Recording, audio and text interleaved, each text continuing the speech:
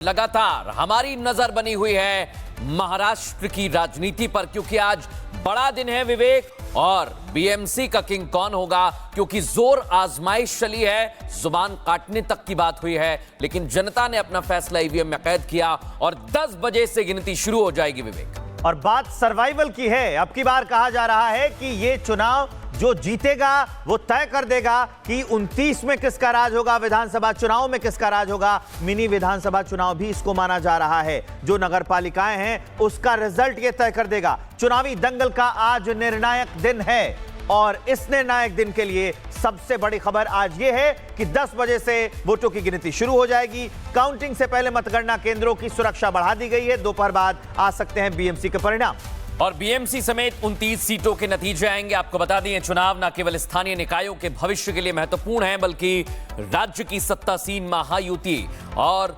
विपक्षी महाविकास आघाड़ी के लिए अपनी जमीनी पकड़ साबित करने का लिटमस टेस्ट भी माना जा रहा है। और देश के सबसे अमीर नगर निकाय बीएमसी के नतीजे न केवल महाराष्ट्र बल्कि पूरे देश की नजर इन चुनावों पर है, इन रिजल्ट्स पर है।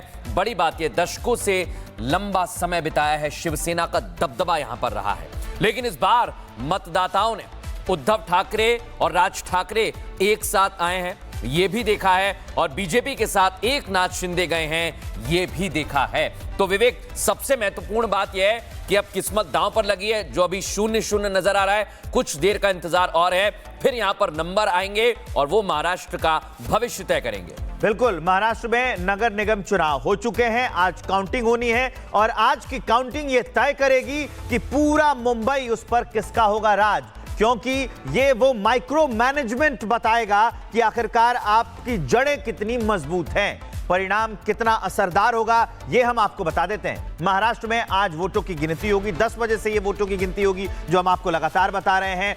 उससे पहले सियासी हलचल तेज हो गई है। चुनावी नतीजों का सियासी असर भी होगा। नतीजों से साफ होगा कि महाराष्ट्र पर कौन राज करेगा। बीजेपी गठबंधन की जीत तो चलेगा फडणवीस का सिक्का। एग्जिट पोल में पूरे राज्य में बीजेपी गठबंधन का दबदबा दिख रहा था। बीजेपी और शिंदे की शिवसेना क्लीन स्वीप करती दिख रही थी। एग्जिट पोल में विपक्ष को भारी नुकसान होता दिख रहा था। मुश्किल में शरद पवार, ठाकरे बंधु मतलब उद्धव ठाकरे और राज ठाकरे, उनकी पार्टी एमएनएस, एनसीपी, कांग्रेस सब मुश्किल में दिख रहे थे। अजित पवार की भी मुश्किलें बढ़ सकती हैं इन रिजल्ट्स के बाद। और बड़ी बात यही है कि अगर मुश्किल बढ़ेगी तो एक की नहीं बढ़ेगी। जैसा हमने कहा, महाविकास आघाड़ी है जिसमें शरद पवार हैं, अजित पवार से अलग हुए लेकिन इन चुनावों में साथ आ गए। राज ठाकरे दशकों तक अलग रहे लेकिन इन चुनावों में साथ आ गए, क्योंकि मुंबई का किला फतह करना है। लेकिन बड़ी बात क्या है, क्या मुद्दे रहे हैं, ये तो हमने आपको बताया ही है, लेकिन अब आज फैसला क्या होगा, इसके लिए सीधे रुख करेंगे। हमारे सहयोगी इस समय ग्राउंड जीरो पर मौजूद हैं। हमारे 2 सहयोगी हैं जो आपको अपडेट्स देंगे और भी अलग अलग जगह पर हैं। अमृत हमारे सहयोगी जुड़ गए, सत्यप्रकाश हमारे साथ जुड़ गए। पहले मैं सत्यप्रकाश आपके पास आ रहा हूं, बताइए जरा क्या अपडेट्स हैं आपके पास, कैसी सुबह है वहां? देखिए, कुछ ही समय बाकी है जब ईवीएम खुलेगा और जो 1700 उम्मीदवार हैं उनका कहीं न कहीं भविष्य का फैसला करेगा। मैं तस्वीरें दिखा रहा हूँ, गिरगांव का काउंटिंग सेंटर है, यहाँ पर पूरी तरह से तैयारी कर लिया गया है। मुंबई पुलिस का दस्ता मौजूद है और जितने भी 23 काउंटिंग सेंटर बनाए गए मुंबई में, और मुंबई में जगह जगह पर कहीं न कहीं लगभग 1000 से ज़्यादा पुलिसकर्मी मौजूद है। साथ ही यहाँ पे काफ़ी भीड़ होने वाली, क्योंकि जो कैंडिडेट हैं उनके लोग आएंगे और यहाँ पे काफ़ी भीड़ होने वाली, तो लोगों को दूर रखा जा रहा है और यहाँ पर पूरी तैयारियाँ कर ली गई है। कुछ ही देर बाकी है, 10 बजे जब ईवीएम खुलेगा और कहीं न कहीं जो उम्मीदवार हैं उनका भविष्य का फैसला शुरू हो जाएगा। 1 घंटे में रुझान आ जाएगा। लेकिन जो एग्जिट पोल आया है, कहीं न कहीं महायुति का सत्ता बीएमसी में बनते हुए दिख रहा है। ठाकरे का कहीं न कहीं जो गढ़ है, कहीं न कहीं ठाकरे का गढ़ खत्म होते हुए दिख रहा है। कहीं बीएमसी में महायुति की सत्ता आ रही है, ऐसा एग्जिट पोल बता रहा है। लेकिन 1 घंटे बाद कहीं तस्वीरें साफ होती ही नजर आएगी और जो सत्ता का है, कौन बनेगा बीएमसी का बॉस, वो साफ तौर से नजर आएगा। बात करते हैं चुनाव में, जिस तरह से यहाँ पर परिणाम देखने को नजर आ रहे हैं एग्जिट पोल में, तो साफ तौर से दर्शाता है कि जो ठाकरे बंधुओं ने साथ में आया था कि मराठी वोटर जोड़ने के लिए आया था, कहीं न कहीं मराठी वोटर भी दूर हुए हैं, जो जानकारी सामने आ रही है। हिंदी बनाम मराठी, मराठी बनाम गुजराती और मराठी बनाम कहीं कहीं साउथ इंडियन करने की कोशिश किया गया है। कहीं न कहीं जिसका नुकसान उद्धव ठाकरे को सबसे ज़्यादा नुकसान उठाना पड़ रहा रहा है, जो संकेत मिल रहे हैं, जो एग्जिट पोल में संकेत मिल रहे हैं, तो कहीं न कहीं उद्धव ठाकरे और राज ठाकरे को साथ आना कहीं न कहीं उद्धव ठाकरे को ज़्यादा नुकसान दिखाई दे रहा है, क्योंकि पिछले 2017 में जो चुनाव हुए थे उसमें 84 सीटें उद्धव ठाकरे लाए थे, लेकिन इस बार कहीं न कहीं जो सिमटते दिखाई दे रहे हैं 60 के अंदर सिमटते दिखाई रहे हैं और राज ठाकरे कहीं न कहीं सबसे ज़्यादा नुकसान पहुंचाते दिख रहे हैं। राम जी, बिल्कुल, आप हमारे साथ बने रहिए सत्यप्रकाश। अब हमारे सहयोगी अमृत जुड़े हुए हैं, सीधा उनके पास लिए चलते हैं। अमृत, मुंबई की आबो हवा आज क्या कह रही है? कुछ ही देर में काउंटिंग शुरू हो जाएगी, तब पता चलेगा कि मुंबई का किंग कौन। क्या आप देख रहे हैं, जरा दिखाइए तस्वीरें, कैसी तैयारियां हैं काउंटिंग को लेकर? बिल्कुल बिल्कुल मृदुल और विवेक, मैं आपको सीधे तौर पर तस्वीरें भी दिखाऊं और जैसा हमारे सहयोगी सत्य प्रकाश बता रहे हैं, कहीं ना कहीं वो तस्वीर भी नजर आने वाली है। 1 घंटे का इंतजार करना होगा, नतीजे 1 घंटे बाद से तस्वीरें वहां से निकल कर सामने आने लगेंगी। लेकिन जो एग्जिट पोल है वो महायुति की तरफ इशारा कर रहे हैं। ये देखिए, इस वक्त हम बीजेपी दफ्तर के सामने हैं और यहाँ देखिए तैयारियों की हम आपको तस्वीर दिखा रहे हैं। ये डिस्प्ले बोर्ड लगाया गया है, इधर देखिए यहाँ पर गहमा गहमी और ये सारी चीजें रात में ही की गई है। ये सारी तैयारियां, इस तरफ की जरा तस्वीर दिखा दीजिए, ये सारी तैयारियां कर दी गई हैं और अभी कुछ घंटे का इंतजार करना होगा। कुछ घंटे के बाद यहां पर तस्वीरें बदलने वाली है। गहमा गहमी की तस्वीर हम यहां पर देख रहे हैं। बड़ी बात यह है कि इस चुनाव में जो समीकरण निकलकर सामने आते हैं, क्योंकि मौजूदा वक्त में हम आधुनिक दौर में जी रहे हैं, सारी चीजें हम प्रिडिक्ट कर सकते हैं। तो यहां राज ठाकरे और उद्धव ठाकरे एक साथ आए, उन्होंने भाषा को एक मुद्दा बनाने की कोशिश की, उन्होंने स्थानीय मुद्दों को उठाने की कोशिश की, लेकिन पब्लिक को भी ये चीजें समझ में आती है। आखिर वक्त में आपने एक चीज देखी होगी कि यहां पर स्याही को एक मुद्दा बनाया गया कि भाई लोग 2 बार वोट कर रहे हैं। तो एक चीज यहां पर निकलकर जो सामने आई है कि बीते आप लोग तो काफी करीब से देख रहे हैं और दोनों मुझसे सीनियर हैं, बीते 10 सालों के अंदर आप कोई एक चुनाव बता दीजिए जहां पर ईवीएम या कोई मुद्दा ना उठाया गया हो, लेकिन जो परिणाम है वो कैसे आते हैं आपको अंदाजा होगा। तो ये एक तस्वीर निकलकर सामने आई। अब इस वक्त आप देखिए इस समीकरण की अगर ये तस्वीर हर चुनावों में दिखती है और इस बार भी बीएमसी के चुनाव में भी ये मुद्दा काफी हावी रहा है।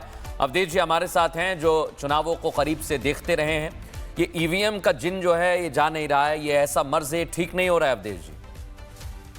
अब वो नाच न जाने आंगन टेढ़ा की कहावत आपने सुनी होगी। ईवीएम पर आपको ध्यान होगा कि सुप्रीम कोर्ट ने 41 याचिकाएं गई हैं, 41 रिकॉर्ड होगा किसी एक विषय, सभी की सभी खारिज हुई, पूरी बहस के बाद खारिज हुई।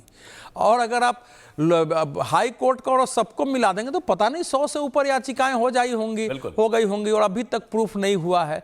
तो इसीलिए क्या है, अब जैसे कल जिस प्रकार से चुनाव आयोग को निशाना बनाया गया, वो स्याही मिटाने का एक अभियान चलाया गया, उसमें लोग जो नेल पॉलिश मिटाते हैं उससे मिटा के दिखा रहे हैं कि देखो देखो देखो देखो ये मिट जा रही है, इससे तो पोल जो है रिगिंग पोल हो जाएगा। तो रिगिंग पोल तो आपका भी हो सकता है, किसी का भी हो सकता है ना। हाँ। अगर वैसा है तो एक पक्षीय कैसे हो जाएगा? ये भी बात। आप सब जगह आपके पोलिंग एजेंट है, लड़ाई कर रहे हो, अगर होता है तो।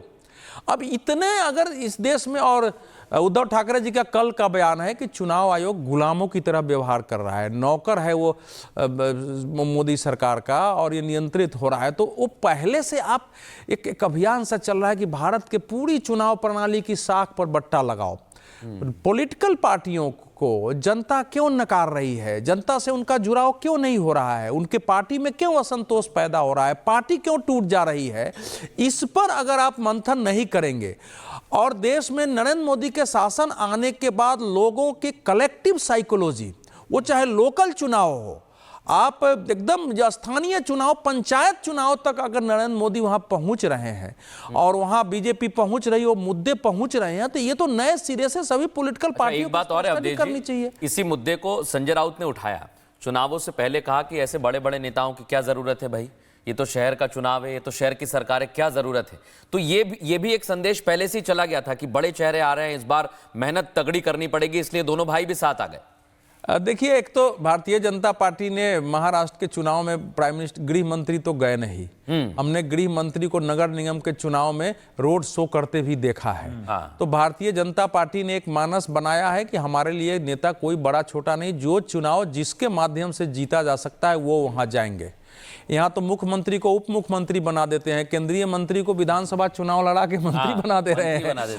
तो ये एक जो संस्कृति जो राजनीति के पैदा हुई है वो देखने की जरूरत है। देखिए क्या है कि आत्मविश्वास की कमी थी। जो अभी 2 दिसंबर और 20 दिसंबर का जो वहाँ नगर परिषद और पंचायत परिषद के चुनाव हुए थे, उसमें से 75% से ज़्यादा सीटें तो ये सब जीत गए थे। महायुति जीती थी चारों तरफ। तो वो एक संकेत था कि भाई क्या स्थिति होने वाली है। और विधानसभा चुनाव में एक संकेत था। ऐसा कुछ नहीं किए थे। बीएमसी चुनाव में इसीलिए लोग कहते लोकल चुनाव है। अगर आपने मराठा बनाम गैर मराठा का, और कितने शर्म का विषय है, आप चुनाव लड़ो लेकिन आप क्या गुजराती देश के बाहर हैं? कि गुजरातियों को मुंबई सौंप देंगे, गुजरातियों के हाथ में मुंबई चला जाएगा। अब आप सोचो कि बिहार के चुनाव में विपक्ष ने इसको मुद्दा बनाना क्या किया, गुजराती। इतने लोग बिहार के गुजरात में काम करते हैं। गुजरात और महाराष्ट्र का भी एक राज्य था, दोनों के आपस में जुड़ाव है। कई जगह भाषा उधर भी मराठी बोलते हैं, इधर लोग गुजराती बोलते हैं। आप ये इशू उठा करके और सोच रहे हैं कि हम चुनाव को जो है पूरा ध्रुवीकरण कर देंगे इसका आधार पर और पूरा वोट मिल जाएगा। तो ये बता रहा है कि जनता के मुद्दों की समझ नहीं थी, वहां तक आप नहीं पहुंच पाए हैं। अन्यथा जो भाषा दोनों भाइयों ने एक दूसरे के विरुद्ध बोला था, ये साथ आने का क्या कारण हो सकता है? गठबंधन के बाद जब से महाराष्ट्र नवनिर्माण सेना बनी है उसके बाद साथ आने का क्या कारण था? 2006 से 26 तक आप अलग रहे, 20 साल में फिर आ जाते हैं और 26 में कहते हैं कि नहीं हम तो भाई भाई हैं, हम दोनों मिलकर महाराष्ट्र बचाएंगे। और